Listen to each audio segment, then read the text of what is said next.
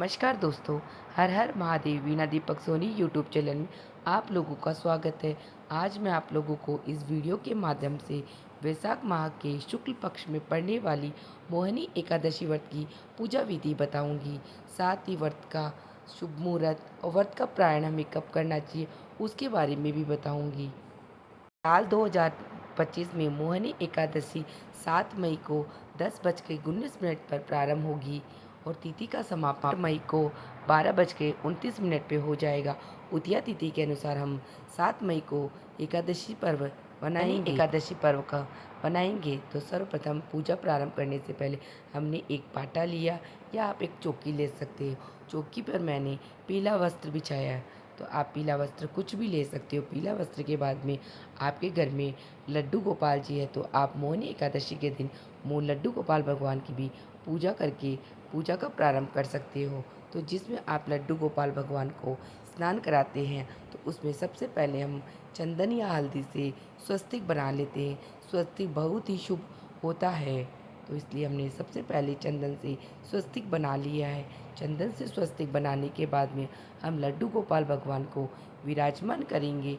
लड्डू गोपाल भगवान को विराजमान करने के बाद में हम सर्वप्रथम लड्डू गोपाल भगवान को पंचामृत स्नान कराते हैं। लड्डू गोपाल भगवान को शुद्ध जल से गंगा जल डाल के स्नान कराएंगे। गंगा जल से स्नान कराने के बाद में पंचामृत स्नान कराते हैं, लेकिन मैं इस समय सिर्फ दूध से ही स्नान करवा रही हूँ। आज मैंने पंचामृत नहीं बनाया। उसके बाद में गंगा जल मिले हुए शुद्ध जल से फिर से भगवान को स्नान कराएंगे। स्नान कराने के बाद में अब भगवान को नए वस्त्र पहनाएंगे। बताया मोहिनी एकादशी में भगवान लड्डू कृष्ण जी ने मोहिनी रूप धारण किया था, तो आज हम भगवान लड्डू गोपाल को सुंदर सुंदर वस्त्र पहना के तैयार करेंगे।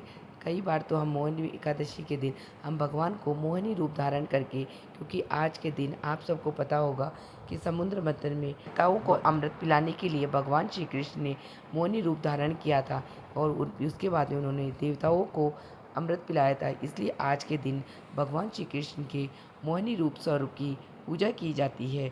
तो हमने लड्डू गोपाल भगवान को स्नान करा के तैयार कर लिया है।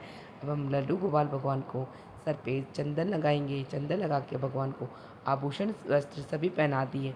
आप चाहो तो आज के दिन आप लड्डू गोपाल भगवान को मोहिनी रूप धारण करवा के उन्हें अच्छे अच्छे वस्त्र भी पहना सकते हो, लेकिन मैंने लड्डू गोपाल भगवान को कृष्ण जी का ही रूप बना के वस्त्र पहनाए हैं। मोहिनी रूप स्वरूप नहीं तैयार किया है। आप लोग भगवान लड्डू गोपाल कृष्ण जी का मोहिनी स्वरूप भी तैयार कर सकते हैं। गोपाल भगवान के बाल स्वरूप की पूजा भी आज के दिन करना बड़ा ही उत्तम श्रेष्ठ होता है। ये भगवान तैयार हो गए। उसके बाद में अगर आपके पास विष्णु भगवान की प्रतिमा है, तो उसे भी आप पाटे पे विराजमान करके शुद्ध जल से स्नान करवाएं। उसके बाद में चंदन वस्त्र पर अर्पित करें। भगवान को मूली का वस्त्र अर्पित करके चंदन कुमकुम अजर टीका करके भगवान को आज के दिन, तो मोहिनी एकादशी व्रत अपने आप में विशेष है, क्योंकि वह गुरुवार के दिन पड़ रही है। तो भगवान को आप पीले पुष्प अर्पित करने के बाद कर सकते हैं। अगर और किसी रंग के हैं तो भी अच्छा है, लेकिन पीले रंग भगवान को अत्यधिक प्रिय है। इसके बाद में आप ऋतु के अनुसार जो भी फल आपके पास हो भगवान को भोग में स्वरूप अर्पित कर सकते हैं। उसके बाद में आप जो भी भोग भगवान को अर्पित करें उसमें तुलसी दल अवश्य शामिल करें, क्योंकि विष्णु भगवान लड्डू गोपाल भगवान को तुलसी पत्र अत्यधिक प्रिय होता है। तो तुलसी पत्र मैंने लड्डू गोपाल को, भगवान विष्णु को और भोग में सभी जगह शामिल कर दिया है।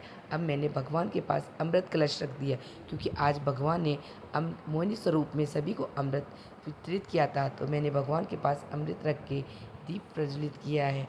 अब हम थोड़े से गणेश जी भगवान को विराजमान करेंगे। आज के दिन चावल का काम में नहीं लिया जाता है, तो थोड़े से तिल के दाने रख के मैंने गणेश जी भगवान को भी विराजमान कर लिया है, क्योंकि गणेश जी भगवान किसी भी पूजा में सर्वप्रथम होते। ये गणेश जी भगवान का भोग मैंने अलग से मिश्री का रखा है। उसके बाद में हम एकादशी व्रत की कथा कहानी सुनेंगे। कहानी सुनने से पहले मैंने एक कलश में पानी रख दिया है, जिससे हम भगवान की कथा सुनेंगे। तो भगवान को जल अर्पित करते हैं, तो मैंने कलश रख दिया है गणेश जी के पास में कहानी सुनने से पहले। उसके बाद में हम एकादशी व्रत की एकादशी व्रत की मोहिनी एकादशी व्रत की कहानी सुनने से पहले हम गणेश जी की आरती करेंगे। उसके बाद में हम भगवान विष्णु की आरती करेंगे और बाद में हम कान्हा जी की आरती करेंगे।